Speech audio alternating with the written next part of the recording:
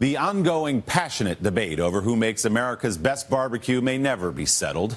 Memphis, Kansas City, and just about every state across the South will tell you it's theirs.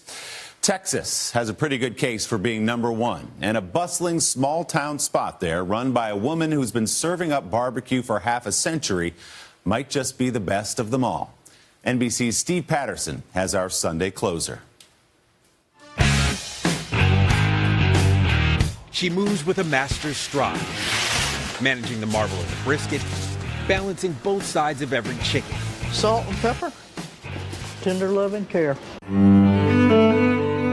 Dancing with smoke, flirting with fire, a choreography of cooking perfected over a lifetime. You didn't cook with gauges.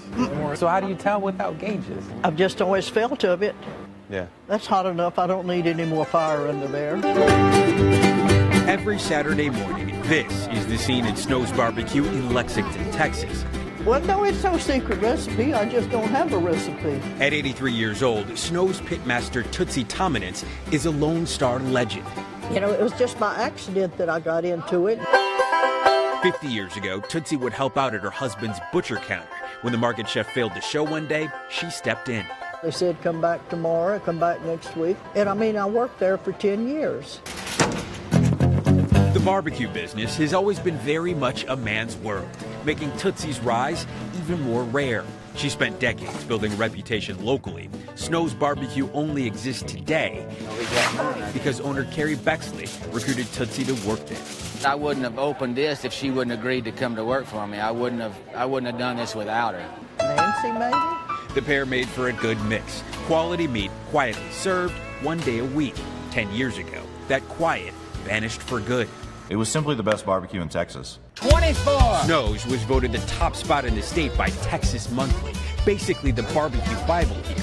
And overnight, that small town charm turned to world renown. If Snow's Barbecue is the best barbecue in Texas and Tootsie's the pitmaster, that pretty much means she's the best pitmaster in the nation.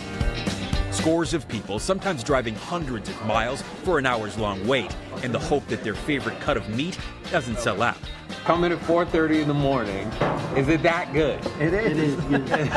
Does it sound crazy? A little bit. Just tasting it. I mean, when you pick it up, it falls apart. It melts in your mouth. I mean, how much more do you got to say? But she's faced some tough times. 3 years ago, husband White died after suffering a stroke. A few months later, she lost her son Hershey to brain cancer. The week after they buried her husband, she was here. I mean, the day after, whatever. She's just a trooper. That dedication shines through on the plate. This year, Tootsie was a semi-finalist for a prestigious James Beard Award. And just last month, she was inducted into the Barbecue Hall of Fame. But she's taking the recognition in stride. I just cook barbecue because I enjoy it. I don't cook it to gain all this fame. I enjoy working. I'm happy to make people happy. This small town kingdom, rising from the fire and smoke, ruled by a lady known round here as the Pit Queen. For Sunday Today, Steve Patterson, Lexington, Texas. Oh man, I can smell that through the screen. Steve, thank you very much, and thank you, Tootsie.